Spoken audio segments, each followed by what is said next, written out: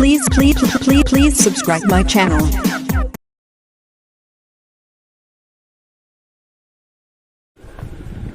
नमस्कार प्यारे विद्यार्थियों, भैया बहनों, जैसा कि हमने पिछले अध्याय में हमारा संविधान नामक टॉपिक्स अध्ययन किया, आगामी जो टॉपिक है वो उसी से आगे चलकर लगता हुआ टॉपिक है, जो संविधान के अंतर्गत भारतीय नागरिकों को दिए जाने वाले अधिकारों और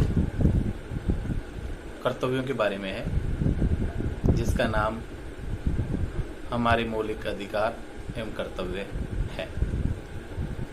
आप लोगों ने पिछले अध्याय में संविधान के बारे में जानकारी प्राप्त की। अब हम संविधान द्वारा भारतीय नागरिकों को दिए गए मौलिक अधिकार और कर्तव्यों के बारे में पढ़ेंगे। ये दोनों टॉपिक, हमारा संविधान और हमारे मौलिक अधिकार और कर्तव्य, ये केवल कक्षा 8 के लिए ही नहीं, कक्षा 9, 10 और 11, 12 के विद्यार्थियों के लिए भी महत्वपूर्ण टॉपिक है, जिसको हम सभी कक्षाओं के लिए महत्वपूर्ण बात मानते हुए अध्ययन कराने की कोशिश कर रहे हैं। तो इस टॉपिक को आप ध्यानपूर्वक पढ़ेंगे। जैसा कि हम पिछले टॉपिक में संविधान में किस प्रकार संविधान का निर्माण होता है, निर्माण में सबसे पहले प्रस्तावना, जो हमारे संविधान का मुख्य अंग है या आत्मा जिसको कहा गया है, उसके बाद में अगले बिंदु के तौर पे हम, जो कि हमारे नागरिकों के लिए महत्वपूर्ण है, उसमें मौलिक अधिकार और कर्तव्यों को या नीति निर्देशक तत्वों को शामिल करते हैं। तो इन चीज़ों के बारे में हम इस अध्याय में अध्ययन करेंगे। आज जो मैं बिंदु आपको पढ़ाने जा रहा हूँ, उसके अंतर्गत मौलिक अधिकार, जैसा कि आप लोगों को पता है कि प्रत्येक देश को चलाने के लिए संविधान द्वारा निर्मित कानूनों का पालन करना पड़ता है। उसी के अंतर्गत हमें कुछ अधिकार दिए गए हैं, जिसमें मौलिक अधिकारों को संविधान में लिखित रूप में हमें निर्देशित किया गया है।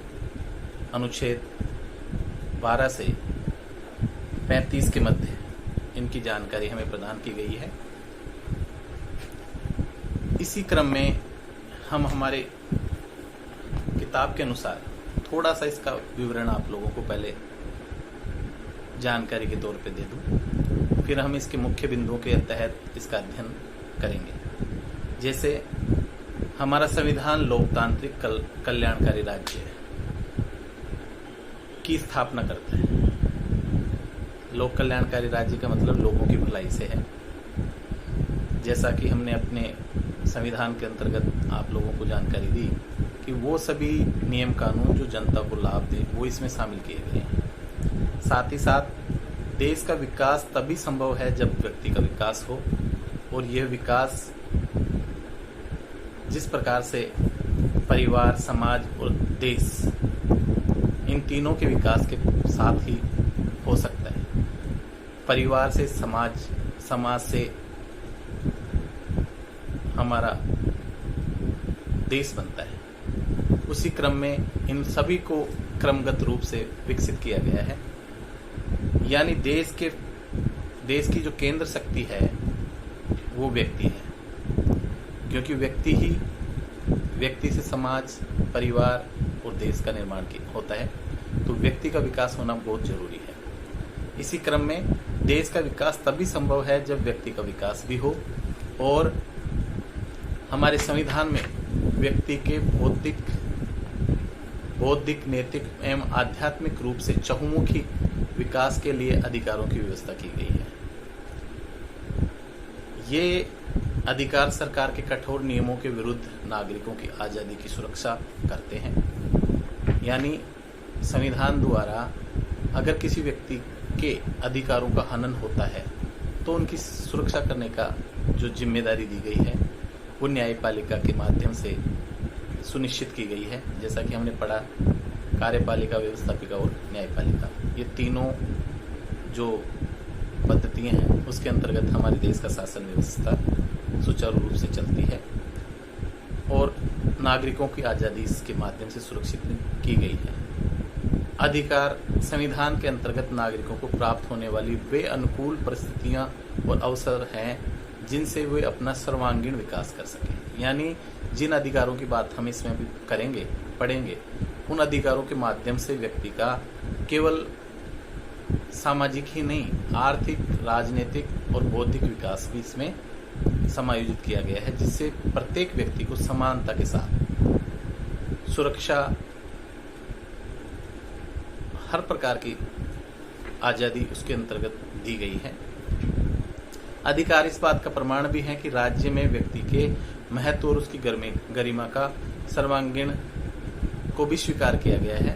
हमारे संविधान में नागरिकों को 6 मौलिक अधिकार प्रदान किए गए हैं, जिनसे उनकी सुरक्षा के लिए हम न्यायालय की शरण में जा सकते हैं या न्यायालय द्वारा उन 6 मौलिक अधिकारों के माध्यम से व्यक्तियों की स्वतंत्रता की बात की जा सकती है। साथ ही साथ इसी क्रम में हम थोड़ी सी जानकारी और प्राप्त करेंगे कि स्वतंत्रता से पूर्व हमें केवल अभिव्यक्ति की स्वतंत्रता के साथ ही जीवन की सुरक्षा का अधिकार भी प्राप्त नहीं था, क्योंकि अंग्रेजों के समय में कोई भी व्यक्ति अपनी किसी भी प्रकार की आज़ादी व्यक्त नहीं कर सकता था। यहाँ तक कि आप अपनी किसी मांग के लिए भी अंग्रेजों से मांग नहीं कर सकते थे, और उन्हीं चीज़ों का उपयोग करते हुए उन लोगों ने हमारे साथ कई अन्यायपूर्ण व्यवहार किए, जैसा कि हम इतिहास में पढ़ते आ रहे हैं। जनता को ब्रिटिश सरकार के जन विरोधी कार्यों एवं कानूनों का विरोध करने का भी अधिकार नहीं था। इससे हमें समझ में आ रहा है कि अंग्रेजों के खिलाफ जनता किसी भी प्रकार से आंदोलन नहीं कर पा रही थी और कठोरतापूर्वक वो आंदोलनों को या उन बातों को कुचल देते थे। यही हमारे स्वतंत्रता सेनानियों द्वारा लड़ी गई आज़ादी की लड़ाई इन मौलिक अधिकारों की प्राप्ति के लिए किए गए संघर्ष के माध्यम से हमें जानकारी प्राप्त होती है। इसलिए स्वतंत्रता सेनानी कई बार जेल गए और हजारों लोगों को अपने प्राणों की आहुति देनी पड़ी। सन 1928 में नेहरू रिपोर्ट में मौलिक अधिकारों का उल्लेख किया गया है और हमारी संविधान सभा ने अपने उद्देश्य प्रस्ताव के अनुरूप इस संविधान में मौलिक अधिकारों का प्रावधान किया है। व्यक्ति का सर्वांगीण विकास एवं जीवन की सुरक्षा मौलिक अधिकारों पर निर्भर है। व्यक्ति के मौलिक अधिकारों का हनन होने पर वह उच्च न्यायालय या उच्चतम न्यायालय में सीधे शिकायत कर सकता है। इस प्रकार से संविधान के माध्यम से हमें इन चीज़ों के द्वारा आज़ादी या हमारे अधिकारों के लिए कुछ मौलिक अधिकार प्रदान किए गए हैं। अगले बिंदु में हम जो अध्ययन करेंगे वो हैं हमारे मौलिक अधिकार।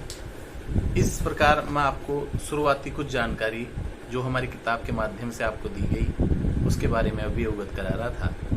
अगली कक्षा में हम इसके मुख्य बिंदुओं को ध्यान से पढ़ते हुए कौन कौन से जो मौलिक अधिकार हैं उनकी पूरी व्याख्या हम इसमें पढ़ेंगे।